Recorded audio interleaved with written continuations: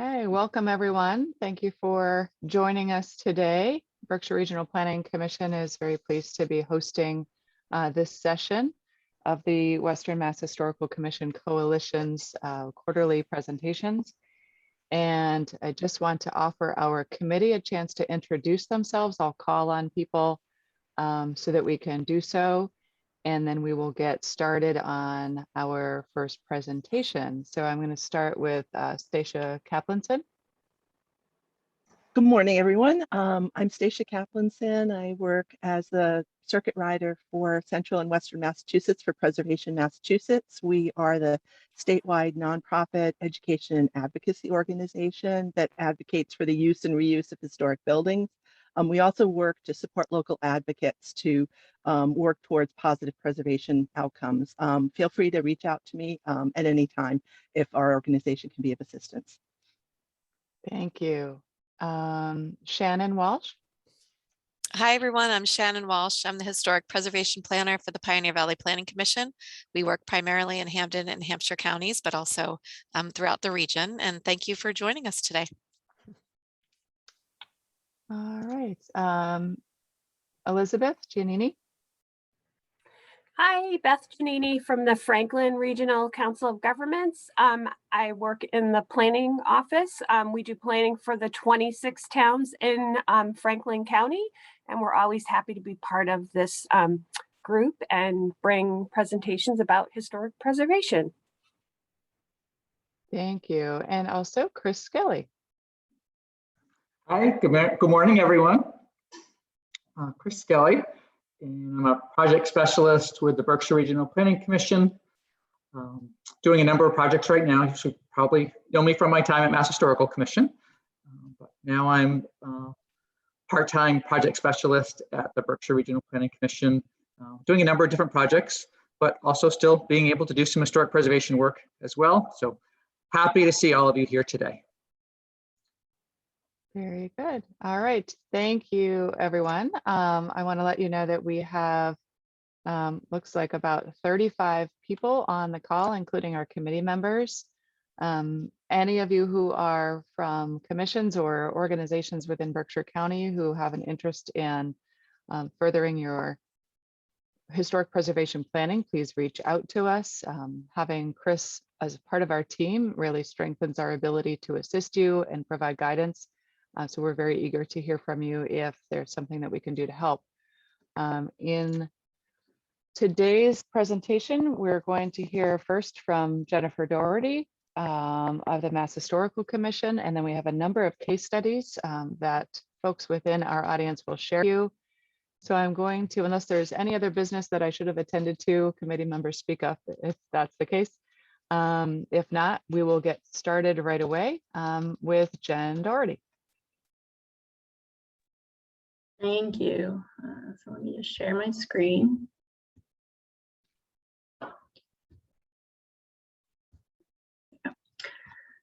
So my name is Jen Doherty. I am the new local government programs coordinator here at MHC, and I am basically here as a resource for communities throughout the state for any local government questions you might have about bylaws and ordinances, local historic districts, certified local government program, all those good local things. So I'm always here. You can always reach out to me aside from your regional planning staff for any of those questions. So today I'm going to talk about how your community might work to develop an historic preservation plan, especially if you don't have staff support or don't have a lot of budget funding, what you might be able to do internally within your commission to develop an historic preservation plan. So historic preservation planning is really just as important as any other type of planning that your community might undertake. It can really help you to move your community from being reactive when preservation emergencies occur to being proactively prepared for them. It can help you to improve your existing historic preservation measures before any major changes actually occur, and ensuring that your community's valuable historic resources are really protected right from the start of any project. It can also help to make those tough preservation decisions a little bit easier by providing some rationale and background for why you are choosing to implement a certain bylaw or make certain decisions about a property. And finally, preservation planning can help local preservationists to connect to other areas of your community that often impact historic resources, such as open space planning efforts, planning board's decision-making process, and economic development efforts. So this planning more fully ingrains the thinking about historic resources in the local decision-making process, helping to ensure that historic resources are really accounted for in all decisions. So who actually undertakes the work of preparing a historic preservation plan? Well, like I said, this presentation will be geared towards more commission-based planning work, and I'll highlight a few key points around that in a second. But to begin with, you might also look at your master plan. The state law that mandates master planning in communities does require them to include a section on natural and cultural resources. A lot of more recent master plans, especially if they were prepared by consultants or planning staff, are probably pretty robust in this section, and they can be a good jumping off point for your own internal planning efforts. And finally, of course, you can always hire a consultant to complete a preservation plan. There are several firms in the state that do the work, and we frequently have plans come in under our survey and planning grant program at MHC. This is a 50-50 matching grant, and the projects that come in as preservation plans are generally in the $25,000 to $30,000 total project cost range. Now, if you'd like to undertake some basic planning within your own commission, there are a few things that you should keep in mind. The first and probably the most important is to do what you can and do what you can do well. It's better to have a smaller, well-done plan than a plan that is very large in scope and ultimately unhelpful, or worse, kind of presents a bad image of your commission and historic preservation to the community. That being said, there is, something is better than nothing for your commission. So you should really spend some time thinking about what your commission might be able to accomplish internally, or with the support of your local or regional planning staff. Depending on the size of your commission, you might consider establishing subcommittees to handle the different areas of the work. This helps to spread the work out a bit more and also prevents you from getting bogged down in making decisions as a larger group. You should stay on top of any open meeting law requirements, however, if your subcommittee is more than your board's quorum. Third, you should be sure that you are making time for your preservation planning efforts. Commissions often get bogged down in the month-to-month work of being a historical commission. So you want to make sure that you are setting time aside at your regular meetings or holding special meetings to move the planning along. You should set a clear but realistic schedule for your commission and stick to it to help you bring that plan to completion. And finally, when you prepare your final document, again, you should do what you can and do what you can do well. Sometimes communities have a full color 100-page document that has narratives, charts, and pictures within it. Other communities just have a really simple 2-page outline that they put together in Microsoft Word. If that second document is all that your commission feels comfortable preparing, then that is better than nothing. That is a preservation plan for your commission. Again, you really ultimately want to present something to your community that shows your commission in a good light. And so you should prepare whatever kind of document your commission really has the skills to prepare well. So next, I'm going to move into the process of actually putting together a small preservation plan. And again, not all of this may apply to your community if you do the plan yourself and aren't comfortable undertaking everything, and especially if you hire a consultant to complete the plan. But these are the pieces that you should keep an eye out for and that you should consider when including in your preservation plan.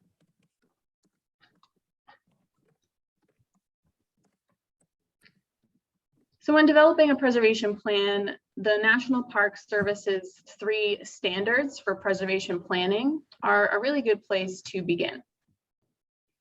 So first, you want to establish a historic context for your community. Your historic resources do not exist in a vacuum. They relate to other similar resources and to the variety of historic resources that are within your community.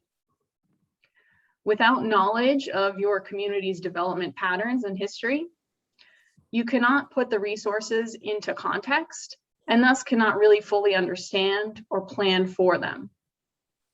So you want to begin by thinking about the history of the community, what the broad patterns are that have shaped its development, and how those broad patterns have impacted or not the built environment of your community. Next, the second standard, you want to use that historic context and history of your community to more fully review the historic resources that are present today. Where are they? What are they what are they exactly? How have they been documented and protected thus far? What are the ways that you might improve the identification, evaluation, and protection of the historic resources important to your community's context? And finally, everything should ultimately be pulled together into a document that is made public and is available to others in your community.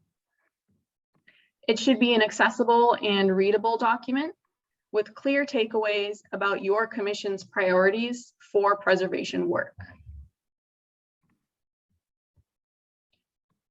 So by applying the Park Service's 3 standards, we can develop a framework for a plan and begin gathering information. First, you should begin with the context of your community.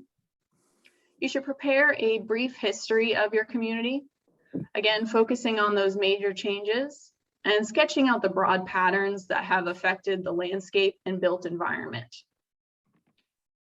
It should be easy for readers to relate the history of the community to the later discussion of the community's important historic resources. So for example, if you find that there is a 1930s summer colony that's on a lake in your community, but that is poorly documented, and you will likely recommend that it be inventoried, you should be sure to include a discussion of the community or of that lakeside community in your history section. You should also briefly describe what historic preservation and a preservation plan are. Many people have a general idea, but should know what to expect from the historic preservation plan in their community. The existing state plan, as well as the National Park Service website, are great resources here to provide some general language about historic preservation and to note some key dates within the movement. And finally, you should list and briefly describe the major groups that are working on historic preservation efforts in your community. You should be sure to include larger organizations such as the Park Service and MHC, in addition to your own commission. And also be sure to, again, really think beyond buildings.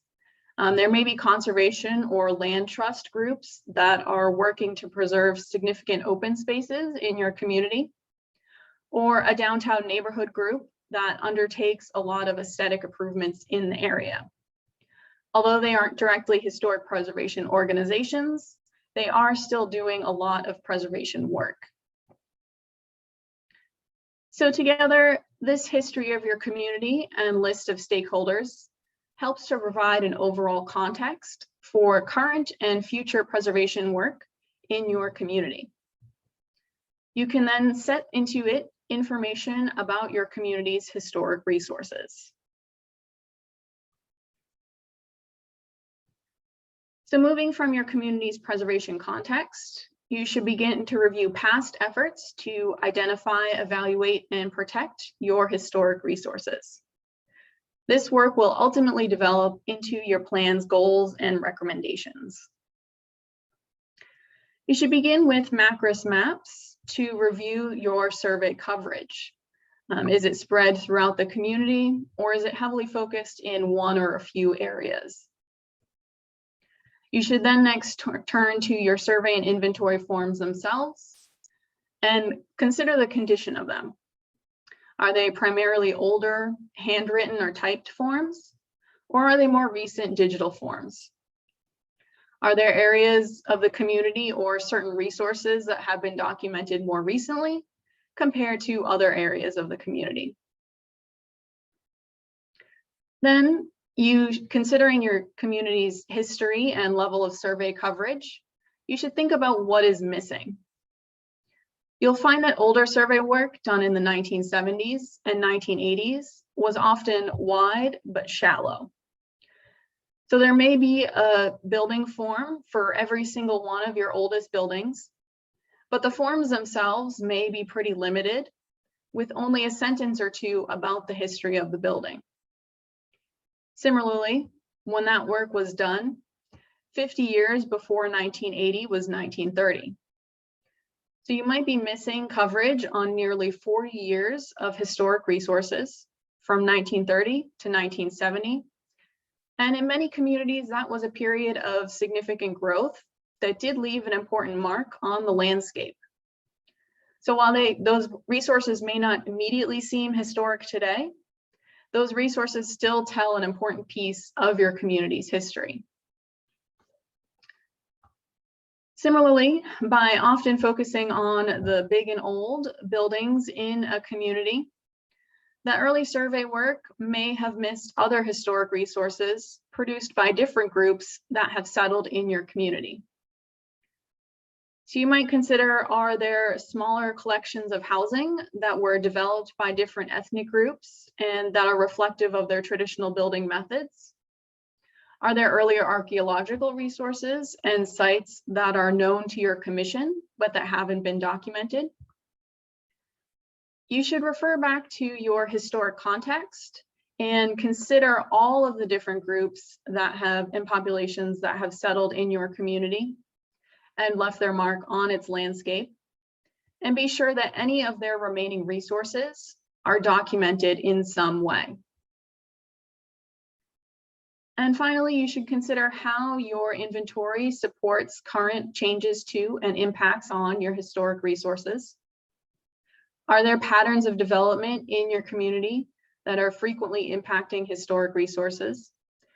And do you, as a commission, feel that you are able to make educated decisions about those resources? So for example, you might have certain types of buildings that frequently come up for demolition, and they might have limited or no documentation. There may be a way that you could document those buildings to more thoroughly document them, either as a thematic group or if they're all part of a similar neighborhood. So pulling all of this information together, you should ultimately come up with some ideas about how you might move forward with your efforts to identify your historic resources that will then go into your plan's recommendations. There are a few common paths to take with this in terms of recommending future survey. Some communities choose to go by age, such as choosing a certain historic map and documenting all of the resources shown on that map or constructed before that date. Some communities will focus on a certain theme within the community, such as farmsteads or commercial buildings, and document all of those specific types of buildings. And a final way to undertake survey is to break your community into areas or neighborhoods and comprehensively tackle one section at a time. You should consider the survey method that most makes sense for your community and really helps to fill your immediate needs.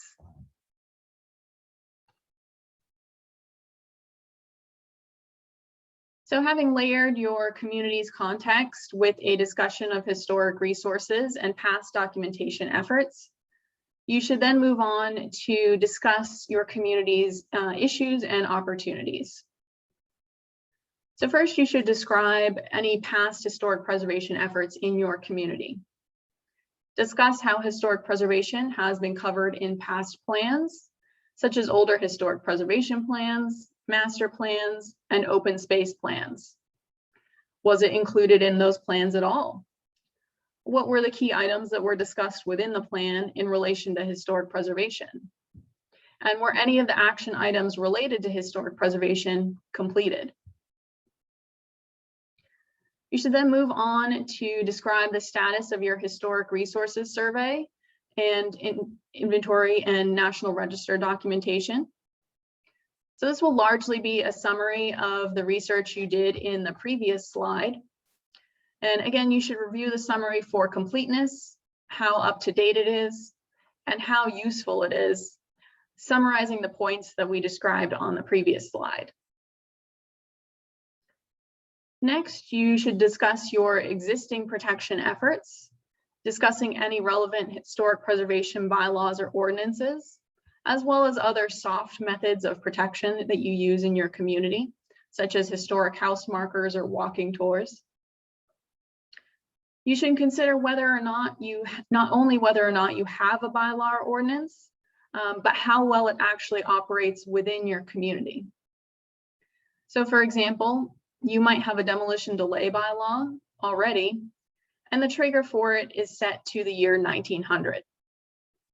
But your community experienced a rapid period of growth between 1880 and 1920. So you frequently have buildings coming up for demolition, constructed after 1900, and you are then losing a significant part of your community's historic resources. So this might ultimately be developed into a recommendation to change the existing bylaw rather than to adopt a new bylaw or other method of protection that you don't have. So finally, you should include a discussion of any other programs or incentives that you have in your community that touch on historic preservation. For example, you might have the Community Preservation Act, which can directly fund historic preservation activities. Or your community may receive community development block grant funds that can be used to repair historic buildings. You should be sure that your discussion of past and current preservation efforts is really tailored to your individual community's programs and situations. So after reviewing what has been done, what is ongoing in your community, you should review everything as a whole to find where there might be opportunities for improvement. These will then be pulled together into a highlighted list of recommendations. This list should be both aspirational yet manageable.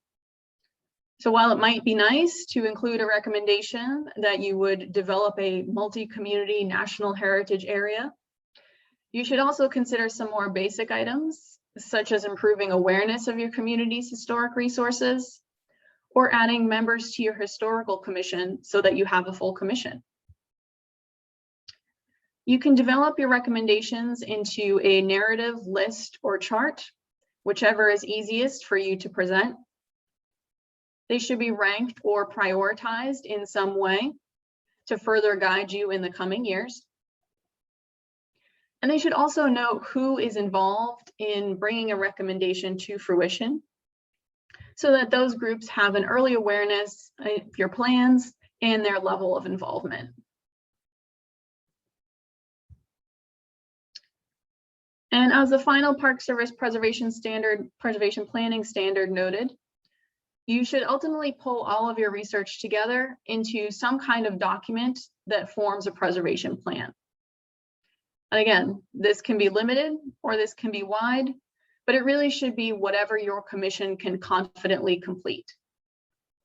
A smaller preservation plan might actually have as a recommendation that in 5 or 10 years, a consultant is hired to develop a larger preservation plan for the community. Something to remember when writing your document is that this is really not a document intended for preservationists. It's intended for the wider community. So you should be sure that you are describing key concepts, listing out acronyms, and really making it easier for the non-preservationist in their community to understand your key takeaways. So here I've presented a sample table of contents that you might use for your preservation plan. You should really have 4 main sections: a really brief executive summary, a longer introduction, a discussion of the issues and opportunities that you uncovered, and then your final set of actionable recommendations. So throughout all of this planning process, you should consider what level of public outreach that you might be comfortable with. And while public input can lead to a more robust plan, it's also important to consider what level of public outreach your commission can successfully complete. So again, you should really only do what you have the time and the resources to undertake. A thoughtfully considered plan developed internally by the commission can almost be more helpful than a plan that was developed with a haphazard public participation process. If you are able to undertake public outreach, you might find that the public has a vastly different idea about historic preservation and your community's historic resources than you do. Or they might highlight some important resources that you haven't yet considered. Public outreach can help make your plan more comprehensive and provide greater buy-in from the wider community when you have a difficult decision to make. So when designing your public outreach process, you want to first consider what kind of information you want to gather. That can help you decide what methods to use. If possible, and if you're able, you should use a variety of methods to reach the public, mixing more passive methods such as surveys with more active methods such as public meetings. And as always with public outreach, you should make sure that you fully report back your results to the public. Include a section in your final plan to describe what you did and what you learned. Any more formal methods of outreach, such as a survey, should be included along with their results as an appendix to the plan. And having said all this, a reminder that you do not need to do everything here, and you should really only take on what your commission has the time and the skills for. So now you almost have a full draft of a historic preservation plan. So you should pull your draft together, publicize it, and allow other local boards and the wider community to comment on it. You should be sure to include a recommendation about when the plan should be reviewed or updated again, generally within 5 or 10 years, depending on the scope of the plan. As noted earlier, you should make sure that the plan is tailored to your community and any specific historic resources that you might have. Your community might own a significant number of historic buildings, or there might be a major historic complex in your community owned by the state. So you'd want to account for those and any unique recommendations that you might have for them. Once you've given the public some time to review your plan, you should finalize it and publicize it some more to make sure that people are aware of it.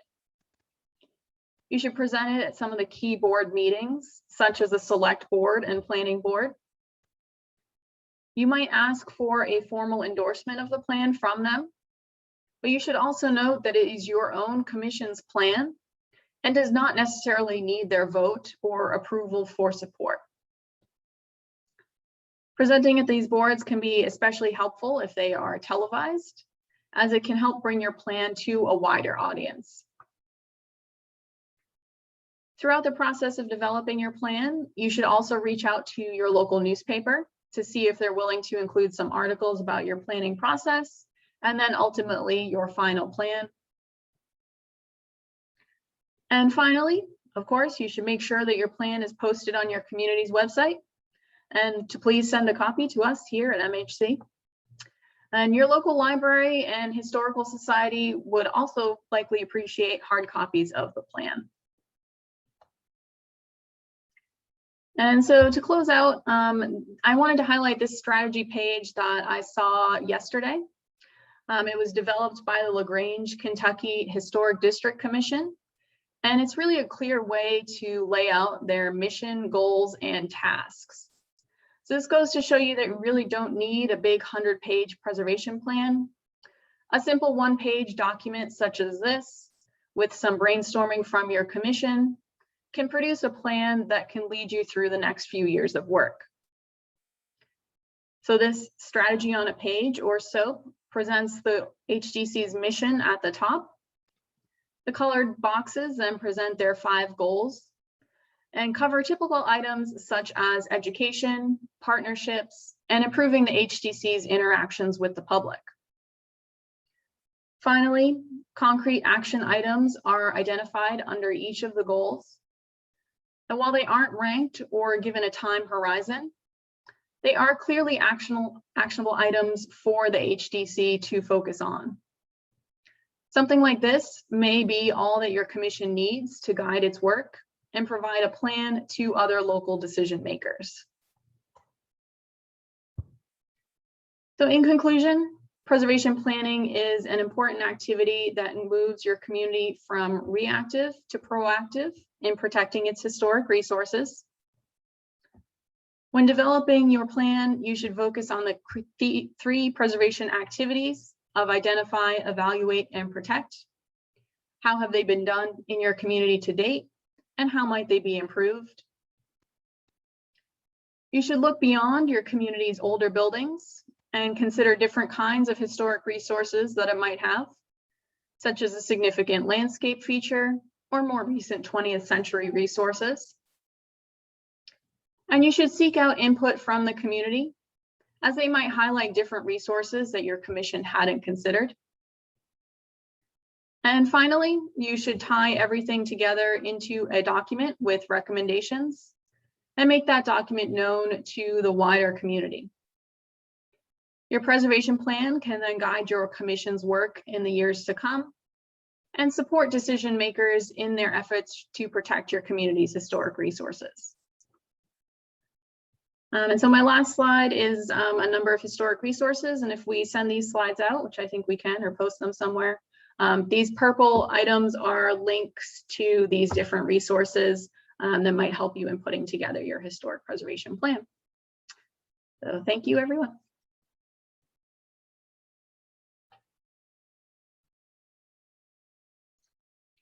Thank you very much, Jen.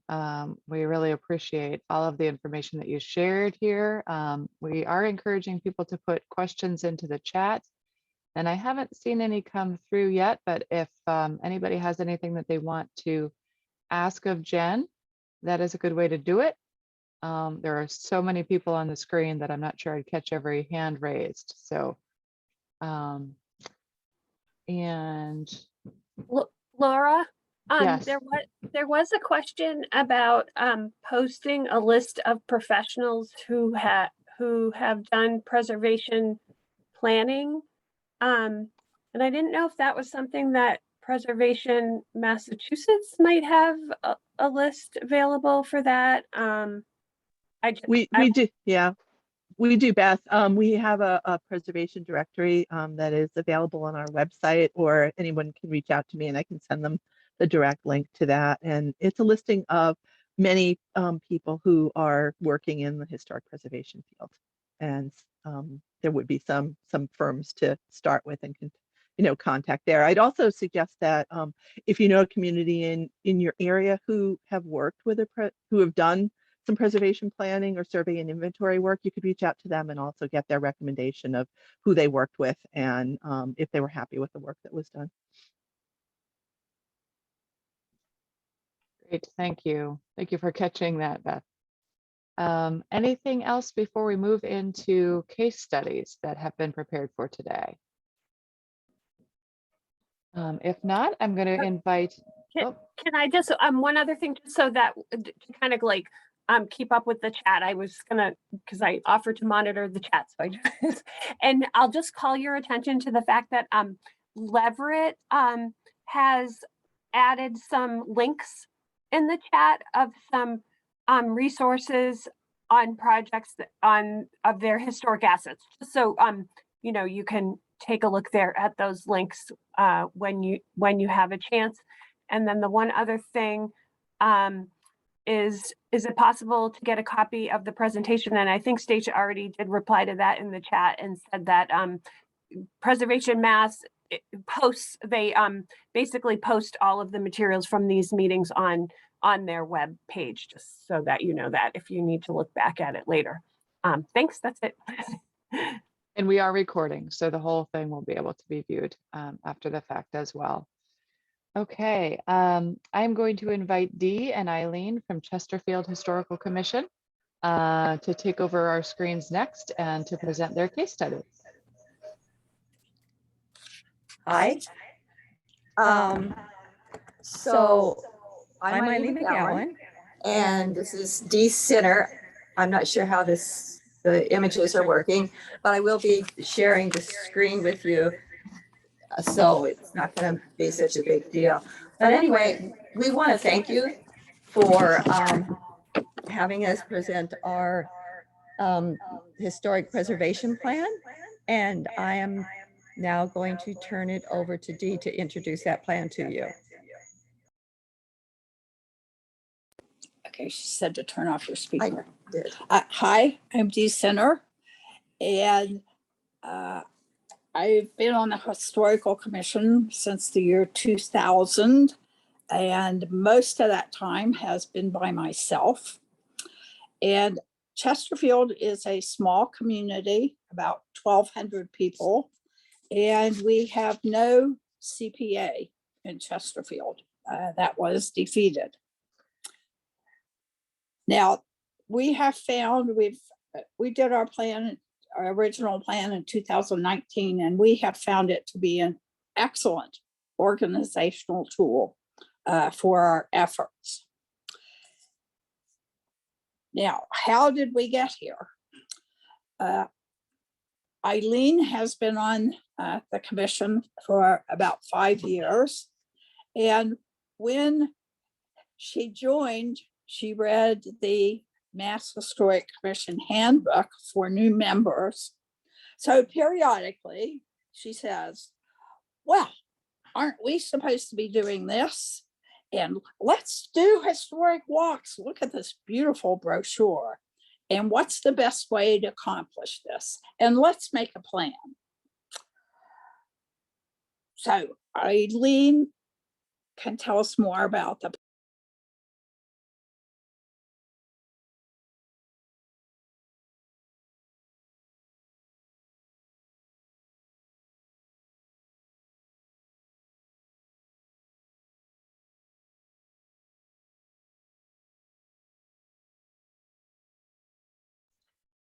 Eileen, you're muted right now. Eileen.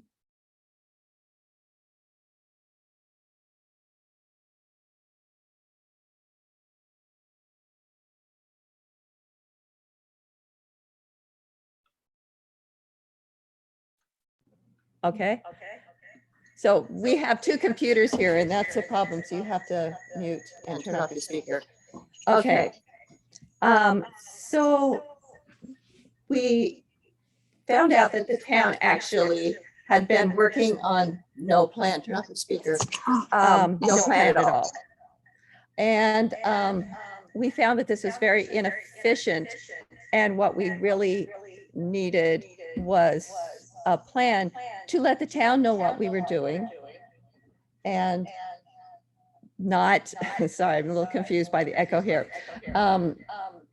But what the other impetus for this was that we can, the Finance Committee, I don't know, can you hear me or is this a true mess? Okay, I'm going to turn off mine and talk to Dee's. Okay, I need to be muted. All right. So you can you turn off your, It's on. I know, you need to turn off your speaker. There, okay. So here's our plan. What happened was the finance committee in Chesterfield was getting tired of having people just randomly come in and ask for money. And there was no forethought of, you know, being able to plan 5 years ahead of how finances in the town were going to work. So we decided this was a good opportunity for us, something we'd been planning on doing.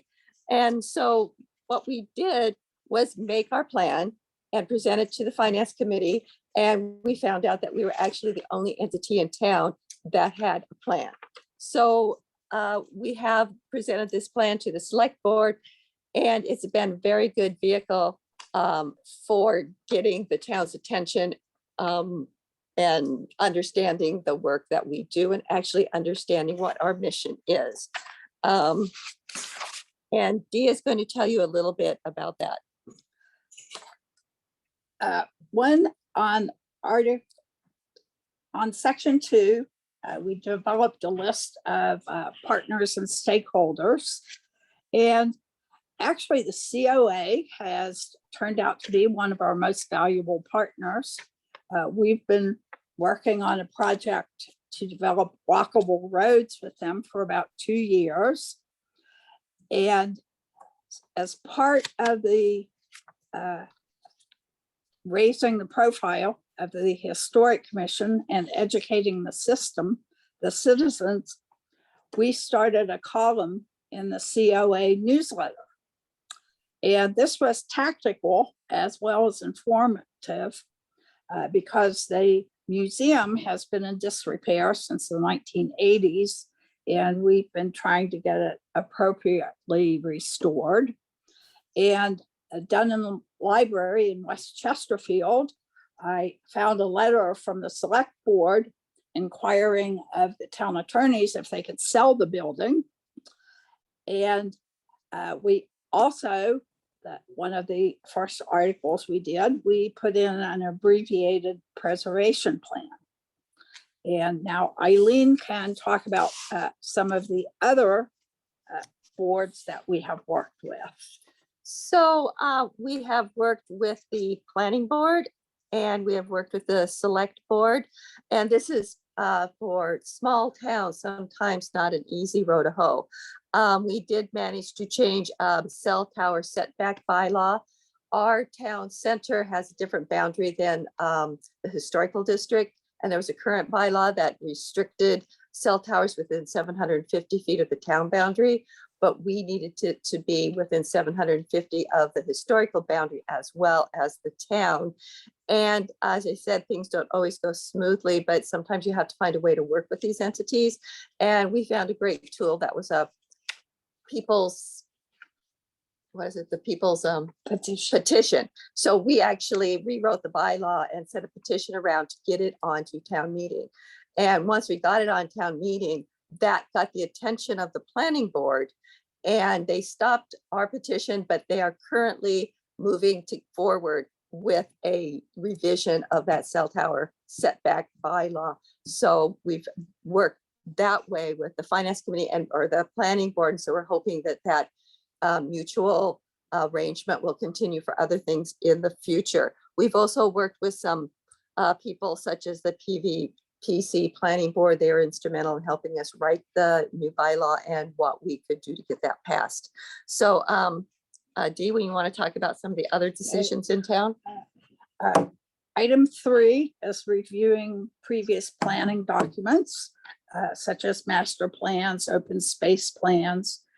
Now, most of these in town are many, many years, 5, 10, 15 years out of date. And recently the select board has, instead of having citizens do this, they've been farming it out so that the last 5-year plan that we had, even over my objections, made absolutely no mention of historic preservation or of keeping the atmosphere of the town rural. Number 4 is to review existing bylaws. One of them is stone walls. In the next year or two, we would like to change the existing stone wall bylaw so that it has some teeth and actually says who is responsible for it. And this year, we're going to focus on adding scenic roads because we only have about between 1/8 and 1/4 of a mile of one road designated as a scenic road. And so we are going to start a project to promote more roads on the scenic road. Now, one of the things on our plan is do annual inspections of buildings and list what they need in terms of preservation or maintenance.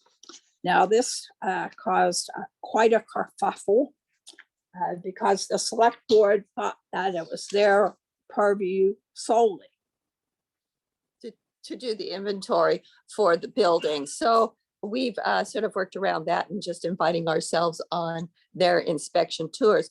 But since we have a plan and we have these buildings that need help in our plan, we do have a leg up on that, and we've had some success stories with that. I'm not going to try to change the screen because it seems we've had a little trouble here, but we've currently succeeded in getting a building called the Dunham Library totally repainted and to stave off any problems that might have been going to happen with that building, because we have several buildings in town that have been let go, but they are on our inventory list for maintenance. There's currently 11 acres in town that have just been purchased, and also on our list is to make sure that that parcel, because it is in the center of town, is appropriately developed for town needs and not in a way not keeping with the historical nature and quality of life in Chesterfield, because that's one of the reasons we've become a historical town. Dee, would you like to talk about the guided tours? And I think we could probably wrap it up after that. Trying to promote ourselves and what we do. We've done the COA newsletter, and we have an article in there every month. As Dee said, we've published a smaller version of our plan. And most recently, we worked with the Cultural Council and got grants for 4 historical walks. Dee? So we had a total of about 40 people on the historic walks. And we sometimes learned as much as they did. And we used the map that we had developed for the center of the historic houses on the walk. And we also have someone who was the only recipient of the Medal of Honor since the Civil War until 2019.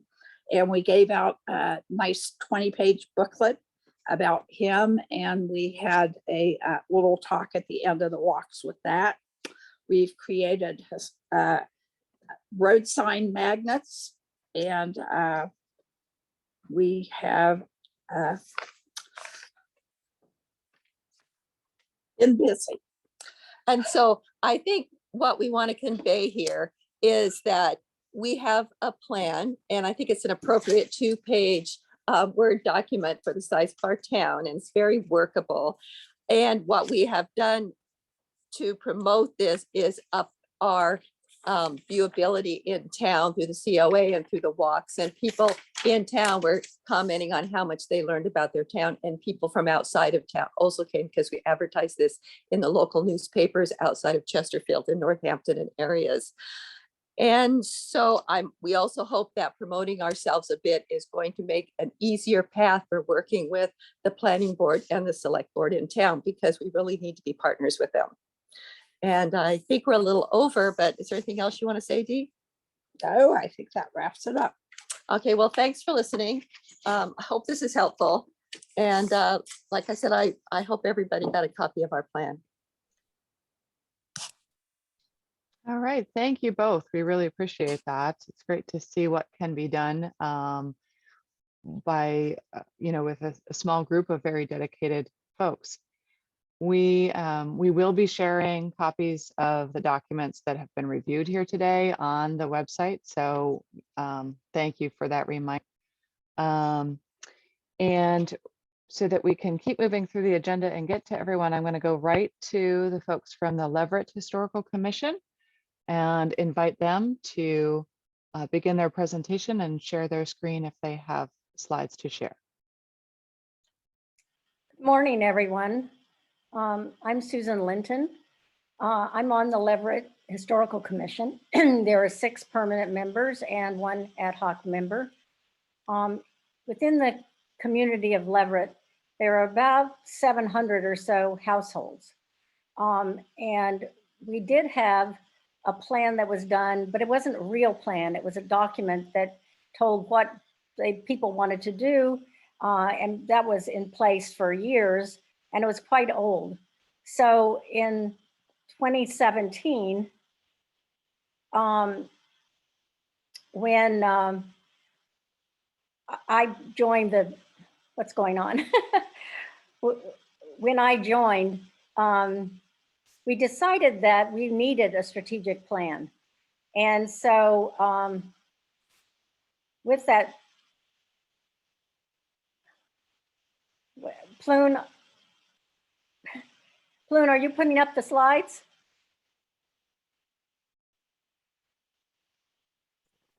One second, Susan. Things are for some reason going wrong. So let me do that again, okay? Okay, it was up for a second. Yeah, no, I was trying to share the resources and it took everything away. I'm sorry. Okay. So in 2017, we were responding primarily to ad hoc requests. We had done a lot of work in the community. We have 4 National Register historic districts. We have done MACRIS inventories. We have 11 historic cemeteries. We had done individual grants for projects. We have a 1-room schoolhouse book now that's for sale, but it was a 2-year project where we had presentations and interviews with older people. We have been cataloging assets in one of our 2 little museums, and we have a long-term relationship with the Marvel Box Factory that has changed over time and has now become an arts center for us. And then we had a restriction on our sawmill, which was the last one on that. So we didn't know, though, what was most important in the community. And we decided that we needed to think strategically about what our priorities should be. And we had a sense that in the community, there was no real understanding of what was worth investing in, what was worth preserving. And most importantly, the community really didn't understand the historical and social significance of each of our town's historical assets.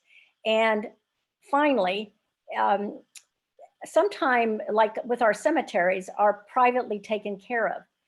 Even though we have people from the Revolutionary War in those cemeteries, there's no town putting money into that. So that is true of most of our historic properties. They're not maintained by the town. So we decided to go to the select board and lay out our goals for doing a town survey and get their backing. And that's what we did, because we needed to do a massive marketing campaign. We wanted to understand what the town thought was a priority, what would the appropriate funding models were, and define in our community who were going to be the various constituencies who would use the assets. And then finally create a roadmap for prioritization of the town for funding and preserving. You can go to the next slide. We know that there are various ways to fund historic properties, but we wondered what the town thought would be the way to do it. So that became a question in our survey. We went to SurveyMonkey, and in SurveyMonkey, we did an 11-minute, approximately, it takes about 11 minutes to do that survey. We had several parts to it. The first part was the general demographic intake, so that we could get actual information about who lives in Leverett now, what their background is, what their interests are, and what they know about the historic assets. So we designed the survey. We paid for the extra amount of money you have to pay in SurveyMonkey to get really good results. And we designed the survey so that we would then go to part 2, where we would describe the asset. Then we would ask a question about how much they knew about the asset. And then given their response, we would give them the answer.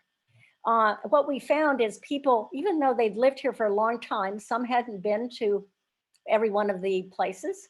And if they had been, they really didn't know much about them. Then we went to the third part of the survey, was given if we got that response, what were we going to do about it?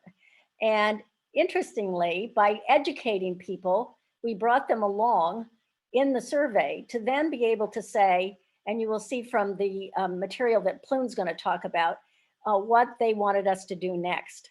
So Plume is now going to talk about, we hired Plume Baresis to come in and help us as an outside consultant, because we wanted the community to think and to know that we had taken this survey seriously, that we did not look at the data analytics ourselves, that it was done by a professional.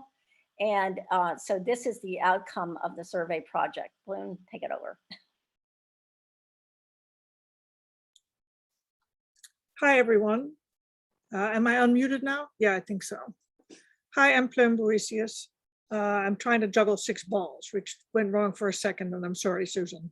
I posted some links earlier, and I'm wondering if someone is willing to repost them at this point in the presentation, because I was not able to. That's what caused all the trouble before. I posted a link to the survey, to the survey report, and to 2 other things that the committee had done. So let me get right into the outcome. 303 residents from 41% of Leverett's households substantially completed the survey. And that was really a surprise. That's a really high participation rate, especially because it was a long survey. And the Leverett Historical Commission clearly went through a lot of effort to reach out to a lot of people. One of the interesting outcomes, I thought, and for the entire preservation community or historical commission community, is that the vast majority plan on staying as long as they can afford the taxes. So that loyalty to a town, of course, ends when it becomes too expensive. And that's something to remember, and something Leverett is struggling with, a big one. 2 major outcomes. Question 1, are you interested in townwide preservation planning? And the answer was a resounding yes. And secondly, do you want restrictions on historic structures or sites? That question was geared towards whether it might be ever possible to try to create local historic districts with restrictions. And the answer there was 46% yes, and a lot of leeway in the not yes department. So that was encouraging. A second outcome was, and that is not as encouraging, is how shall we fund the investment? There's a large preponderance of people who think that or feel that either could or should be done through public funding, federal state assistance, through partnerships with nonprofits, or fundraising. A lot of people think, as we probably all know, that you have to find a foundation that's a good sugar daddy, and then you can afford your preservation. And we know it's not true. So there's an educational role for the commission here. There are a couple of other outcomes, one of which is that that people were interested in and to some degree familiar with the historic assets, but they were not nearly as familiar with the stone assets, the mill foundations and other archaeological assets in the town, but they were very interested in them. And so that tells you something about Leverett. Leverett does not have a huge number of, like East Hampton, for instance, historic buildings that can be repurposed readily, but it does have a large number of stone foundations in the woods.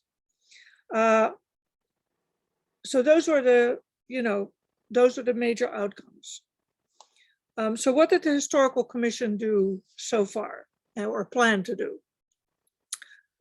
First of all, first strategic activity was to bring messages about this, the outcomes, to the Leverett committees. And I forgot to point something out to you in 2 slides ago. So let me go back to it. And you'll notice here that the interest in commercial development is rather low. And yet, Leverett is sort of up against a wall. It needs to do something to increase its income. And it's not building more houses economically. So one message that the committee is bringing to the various Leverett's planning and future committees is that the historical landscape and preservation can be a basis for creating investment in Leverett. In other words, people are in Leverett and they love their historic landscape. They love the historic feel of the town. And so that the Historical Commission, from those 2 outcomes of the survey, they concluded that that is a message that needs to go out. And the second is that townwide preservation planning is coming and should be done. The second strategic activity was to raise awareness and provide education with an ongoing public program. It's called A Sense of Where You Are, Conversations about Leverett's Industrial Landscape and Community. And basically there are mill site visits. Used to be in person, now they're Zoom, or then they changed to Zoom, and now they're Zoom and in person. That project really allowed a lot of researching and documenting of that particular asset that had not been documented at all. Starting a conversation about the importance of history, and in general, a lot of PR, a lot of visibility, and there has been a lot of participation. 14% of Leverett households have participated, which seems rather amazing.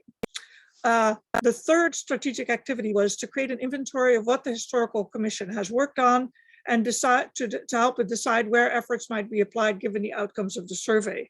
So that there has not been so far a formal preservation plan. However, the committee under Susan's leadership has pulled together what it has done and where it's going into 2 spreadsheets, which I also posted in the in the chat. Finally, or not finally, number 4 was that the committee now can respond to emergencies with knowledge. And one of those pieces of knowledge is that as part of all these efforts that had been done in outreach and in the program, the committee had created a fictive plan for the Leverett sawmill, which is essentially designed to come up with the idea of a historic site that could have some commercial development with it. And that would be anchored by the sawmill. And lo and behold, here the sawmill is not only up for sale, but has been offered to the town. And so now this planning that has gone on is really helping in trying to envision where this can go. 2 final activities. The first one is to start a historic sign program, both for mill sites and other foundations and dams, and for houses. That's in the works, it's not done yet. And finally, to use the Leverett's 250th coming up in 2 years as an opportunity for increasing preservation awareness. So that's pretty much what I have to say today. I want to answer a question from someone from the Otis Preservation Trust who said, are you a member of the Historical Commission or the consultant? I'm the consultant. So thank you very much. And thank you. We really appreciate that information. And we will move right on into our final case study, which is the Lenox Historical Commission. And I believe Olga is here with us to provide that information. Hello. Thank you so much for the opportunity to allow us to share with you. And I'm really impressed by the efforts of the other speakers. There is so much to be done in historic preservation, and developing a background of support is probably our most difficult step, because monies are not exactly available to, there's only a small finite amount of money, and accessing that money for your project is a challenge. Lennox has 7 commissioners, and they're all community volunteers, and they all have varied backgrounds, but their commonality is that we're all really dedicated to historic preservation. Having said that, we have done a number of projects over time, and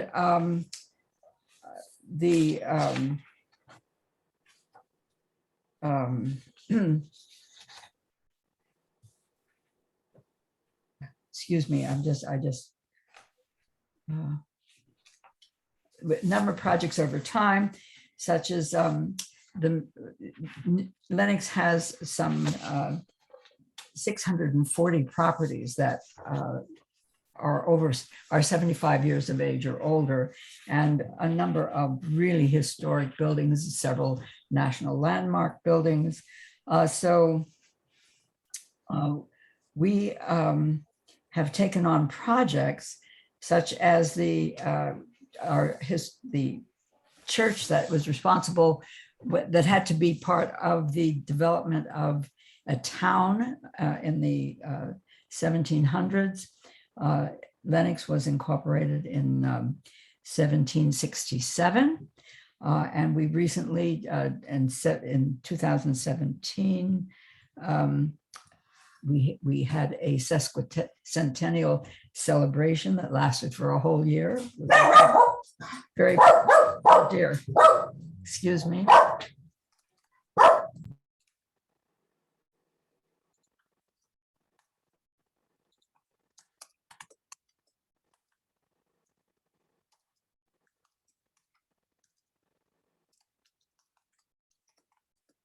I'm sorry about that. My dog wants to participate.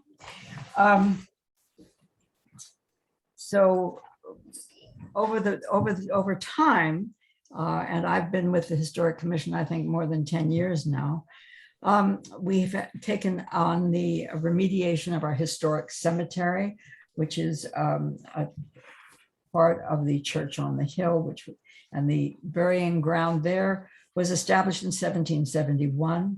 We've done a replication of historic street name signs.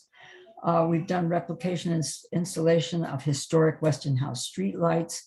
And we have certainly had an ongoing project with the generation of Form Bs for buildings 75 years of age or more. Funding was very spotty. Funding was spotty because we are in competition with a lot of people for limited funds, but we have made use of both the CPC, the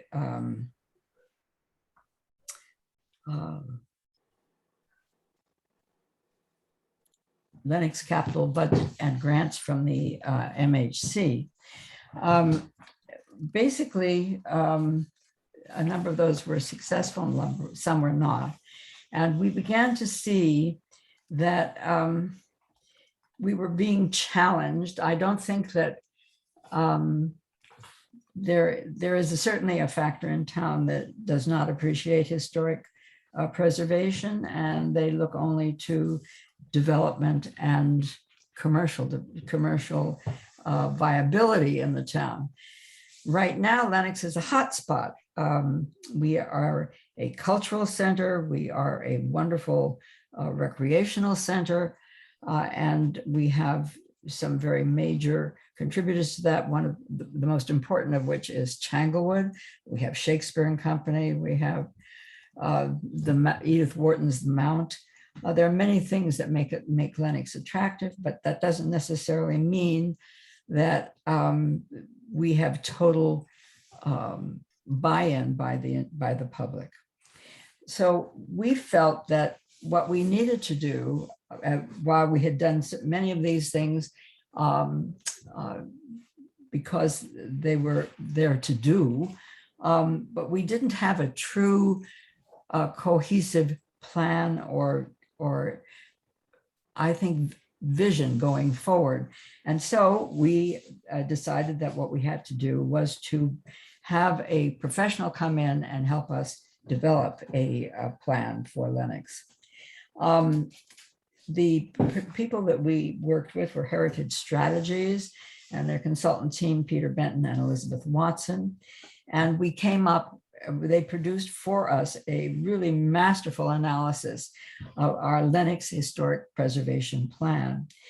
And within the plan, there are strategies for promoting historic preservation were based on three considerations. One was understanding the types of historic resources and the degree to which they had been identified, recognized, and preserved. Two, the planning context for the town, how change is encouraging its impact on historic resources and how it can be used to further preservation interests over time. And three, the preservation approach. What is historic preservation? What are its principles? How can they be applied to a range of activities? And the initiatives that shape change in Lennox. Having said all of that, we were then given a pretty comprehensive roadmap, and the roles and responsibilities for the LHC, Lennox Historic Commission, were organized as follows. The first was inventory, documentation, and designation. The second was monitoring of historic resources. The third was information and guidelines to boards and commissions. The fourth was design review. And the fifth was public outreach. And I'm not sure if public outreach doesn't come before all of that, but to continue. To break down what that meant, we were given a number of tasks in each of those categories. So the inventory tasks were to continue inventory and improve documentation, maintain physical and digital files with survey information and photographs for each historic property in Lennox, make available and integrate the town's historic resource inventory into the town's planning documents and the geographic information system, or GIS, by lot number. So my job today is to tell you what we accomplished based on this. And I will tell you that we have continued to do the inventory. The files, we have a small portion of our, I think we have 119 Form Bs that are part of MACRIS that were completed, recently completed. We have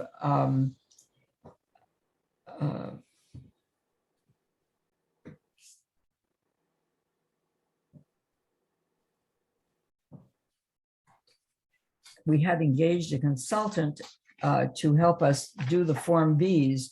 And from that, we discovered that 19 needed correction and updates, and that there were 10 properties recommended for national or state registered nomination, and 71 properties to prioritize for additional Form Bs due to potential architectural, historical importance, and or being under threat of demolition. And demolition has already happened for us. We've lost 3 major buildings in Lennox. And so what that led to was the beginning of the development of our demolition delay bylaw, which is now in place. The next item on the inventory task was to retain consultant to assist. We've done that. The next one was to upgrade older surveys. We are in the process of doing that. The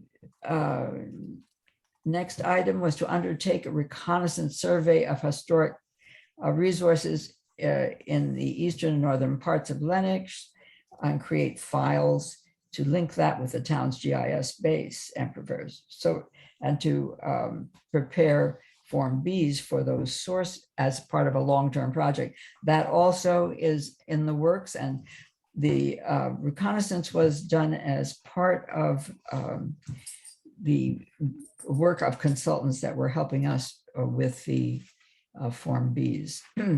So we are aware of what that is.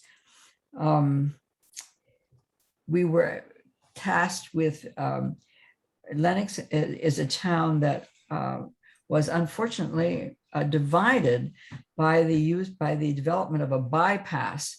The bypass sort of divided the town in two, so that there's Lenox Village, and then there's another village called Lenox Dale.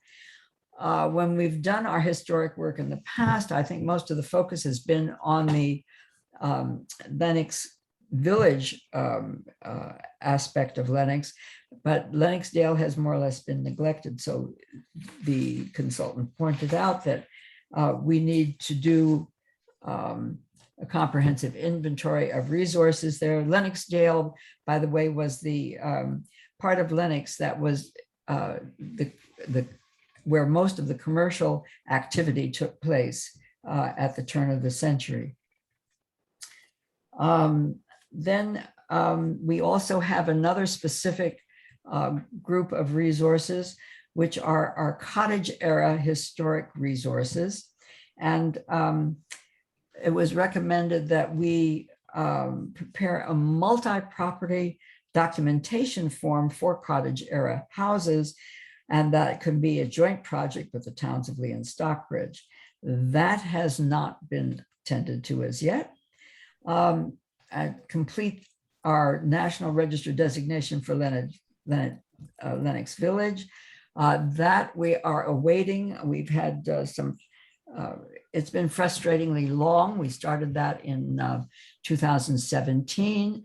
The COVID epidemic intervened in that, so it is still a process in process. And we now have more work to do on that to make sure that it's completed, hopefully soon. We are charged with developing an NRD nomination for Lennoxdale and the cottage era resources. That is part of tasks that need to be done.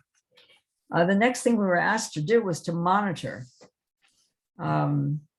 maintain ongoing awareness of activities that might negatively impact preservation and the integrity of historic resources. We are doing that. However, it's a long way from observing negative impact and acting on negative impact. We have a long-term program to monitor conditions of resources. We have begun to do that. We have spreadsheets on properties that we're keeping an eye on.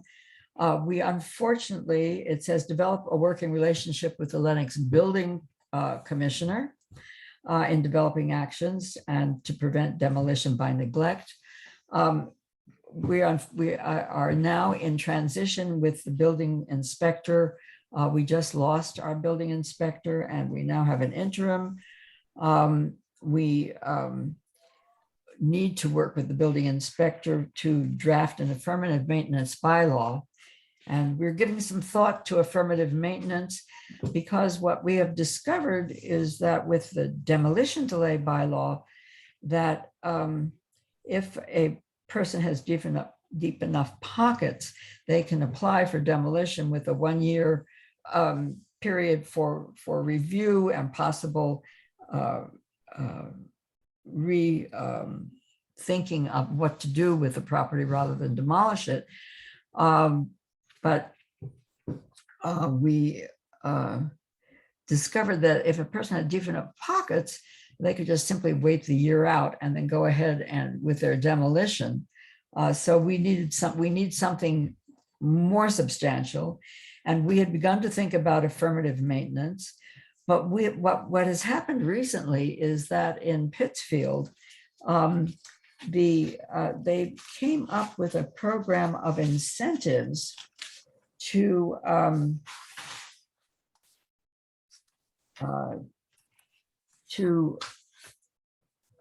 provide dollars for people for exterior maintenance work, rather than it's always the issue of the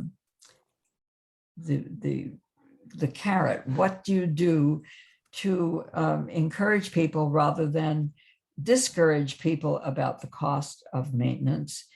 Frequently, people cannot afford to do the kind of maintenance that they need to do. So I like this idea of this grant program, which provides dollars for people to perform maintenance on the outside. So I would like to look at affirmative maintenance a little differently, and we're exploring that right now. Demolition delay bylaw we have. Providing information, guidance, and advice to other boards in town, the select board, et cetera. We are trying to do that. I think sometimes we're more successful than other times, but they've been pretty cooperative. And then participate in the preparation of master plan. We did participate in the master plan for Lennox. A couple of issues that we were were charged with enabling, and one is design review. We do not have any design review as I understand it right now, and I think that's really important considering that almost all of Lennox has been up for sale or changing hands. It's been a very volatile real estate market, and it takes a lot of alertness in order to understand all of the things that are happening while you are doing something else. So he's asked where there's constant referral in the plan that was developed that we employ the assistance of an on-call professional historic preservation consultant. We have discussed this with the town. There's been no action so far, so I think we have to go back and energize that discussion, hopefully being able to get an opinion from knowledgeable person. The other thing that I think we could do more of, although we have an ongoing relationship with our current reporter in Lennox, and every time we have something of interest, we make sure that he's alerted, and he frequently gives us articles and so on to support us. But we can do more, I think. I think we can do more. It talks about maintaining a digital library of information and technical assistance for property owners. So far, we have sent people to Preservation Massachusetts, which has been enormously helpful, and to the state to look at their bylaws, but we haven't actually put it together for people who would like to come to us and get a simple answer to their question. We have a couple of other initiatives that were mentioned in the plan, but also that we had undertaken. One is CLG, the local community government. If we get into CLG status, which we have now begun the process to apply for, each year 10% of federal funds provided to the MHC are required to be offered as grants to local municipalities that have qualified CLGs. And so this would make funding for surveys and other projects more likely. We've had some success and we've had some failures. So when we don't get the support we need financially, it slows our progress. And then there was a suggestion for preservation advocacy by citizen groups, and the suggested name to be Preservation Lennox which would be a small nonprofit to promote historic preservation and to perhaps undertake private initiatives. Other things that we have achieved, we've had recently in cooperation with BRPC and our cultural council, we have developed a story spelled STQRI through RY, excuse me, story app called Explore Lennox, and it can be obtained through Google and Apple links. It's in multiple languages, and it is a compilation of places, historic buildings, and Lennox, the physical Lennox, the activities that are available for visitors to Lennox.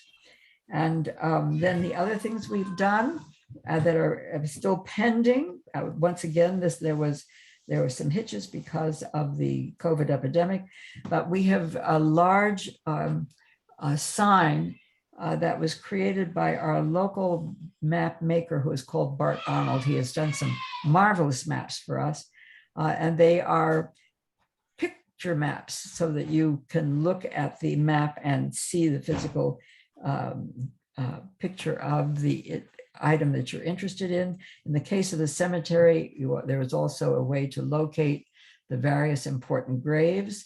And so we had this large sign that is in the, we've done everything we have to do to prepare the information. But we have had a hard time with sign makers, one of whom was about to produce the sign and went belly up during the epidemic. So that is an ongoing project. We have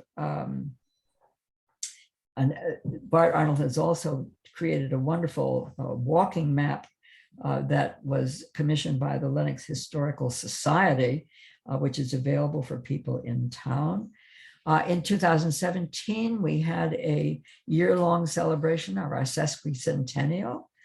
And there is a Lennox history, which is very comprehensive, developed by one of our very wonderful members, Lucy Kennedy. It's on the town website. So I think that summarizes a little bit. I hope that this hasn't been too long and wordy, and I apologize for not having a PowerPoint, but I did not have that capability. So thank you very much, and questions are welcome. Thank you very much, Olga. We really appreciate it. I know there's so much that you are undertaking and continue to work on with all of your partners. I want to reinforce a couple of things that Olga mentioned. One is that story app that is available through Apple or other app download platforms, and that does include historical walking tours of Lennox, as well as other ways to explore shopping and dining. And it is a great example if your area has the budget to do a paid, subscribers don't pay for it, but you pay to set this up. If you're in the position to do that, it's a wonderful platform. And the other thing I wanted to mention is the master planning process. It was an incredibly valuable thing to have the Lennox Historical Commission involved in that process that BRPC shepherded through with the town of Lennox recently. And so I urge you that if your community is doing a master or comprehensive plan soon, which many are considering doing because the census data, decennial census data is out now, so it's a good time to be looking at that, to please make sure that you insert yourself into that process and make sure that your perspectives and the things that you value are taken into consideration. I'm going to ask Beth to help us with any questions that have come through the chat and just guide us through anything that we need to address before we wrap up here. I Hi, thanks.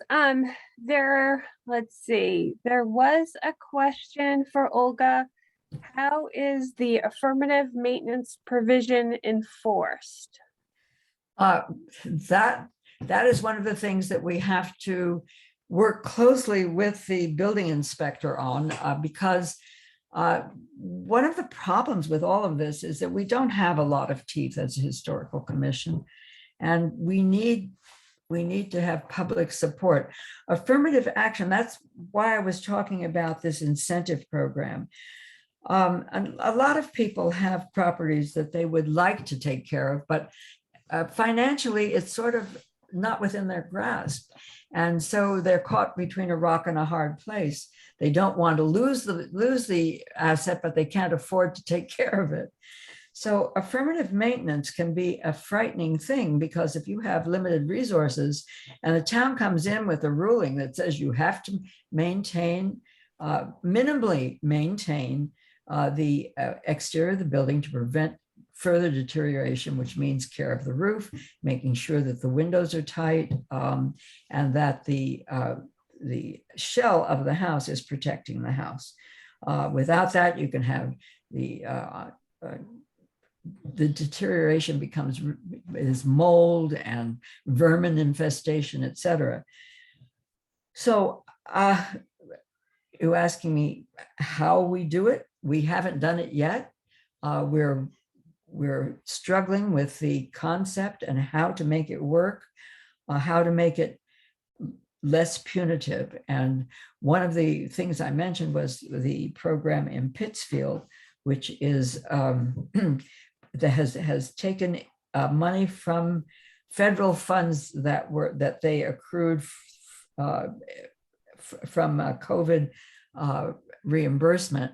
And they've taken $500,000 and put it into a fund that people can apply for to do exterior renovation.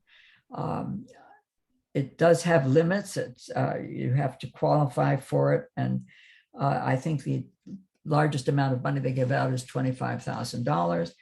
But it could be enough to help a person do the kind of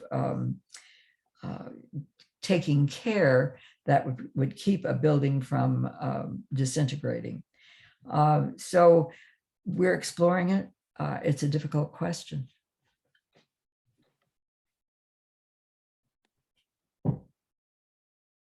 I do see that the Otis Preservation Trust has a hand raised. Do you want to unmute and ask your question? Yes. Hi, I'm Diane Provins. I just wanted to say that this particular seminar is right where we're at right now. And it's encouraging, as a little town of Otis, not far from Lenox, to see that our bigger sister town has the same problems that we're coming across, and that there are some solutions.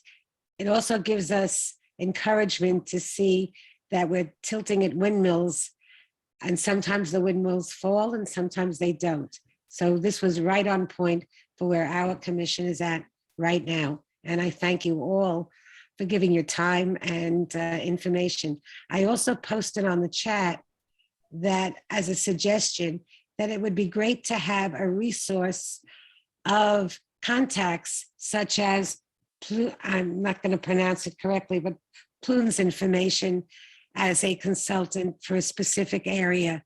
You know, that's something like that is very helpful, so we don't have to reinvent the wheel as we go forward with these projects with all volunteers and limited time. So thank you.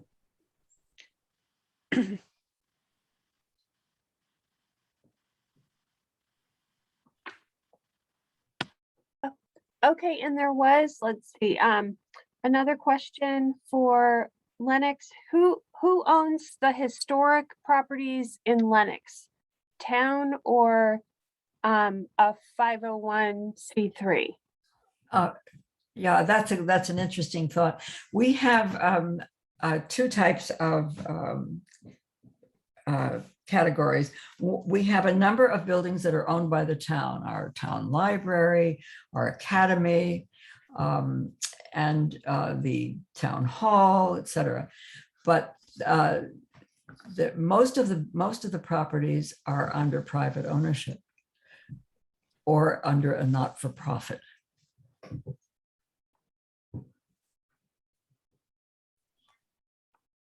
Does that answer the question? I'm not sure that I covered what you were interested in.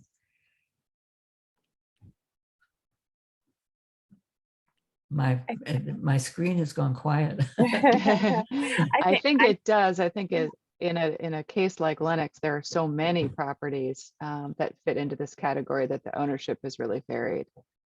Yes. Beth, anything else from the chat that we need to cover? Another, let's see. Does the building, this just popped up, does the building that houses the Historic Commission, does the building that houses the Historic Commission owned by the town? Yes. Yes, that's the Academy. Called the Academy. And it houses the Historical Commission. It houses the Lennox Historical Society, and the Lennox Historical Society has a lovely little museum. And I guess the veterans also share that building with us. So it's a wonderful building, and we're really lucky that funds came forward to restore it and to maintain it. And Bill Devlin, did you have a hand raised? Yes. I have a question for Ms. Mauritius. Fascinating name. If there's no great sugar daddy in town, would there be a way to maybe establish plaques at some of the important sites with names to be attached for $100 and up? I think that's the plan. But homeowners themselves, in most cases, homeowners themselves buy these plaques, but they go through the Historical Commission. I think that's what Leverett is planning, and it doesn't have to cost that much. It's the larger ones that get more expensive. So the interpretive signs, the ones with a bunch of language on them. All right. Thank you.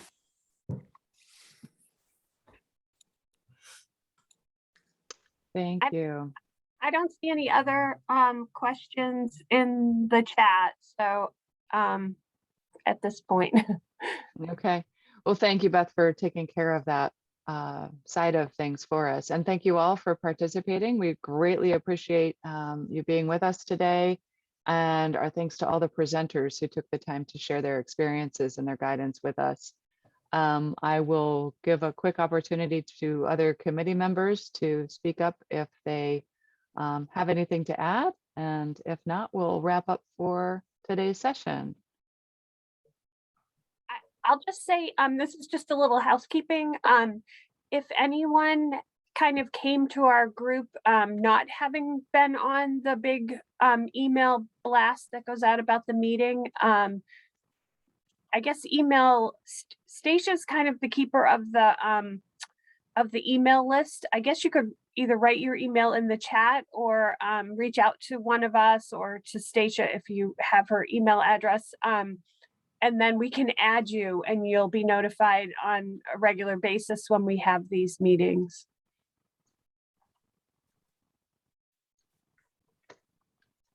I'm going to put Stacya's email address in the chat here in case anybody needs that so that you can be on our list. And again, thank you all, and we hope to see you at the next session.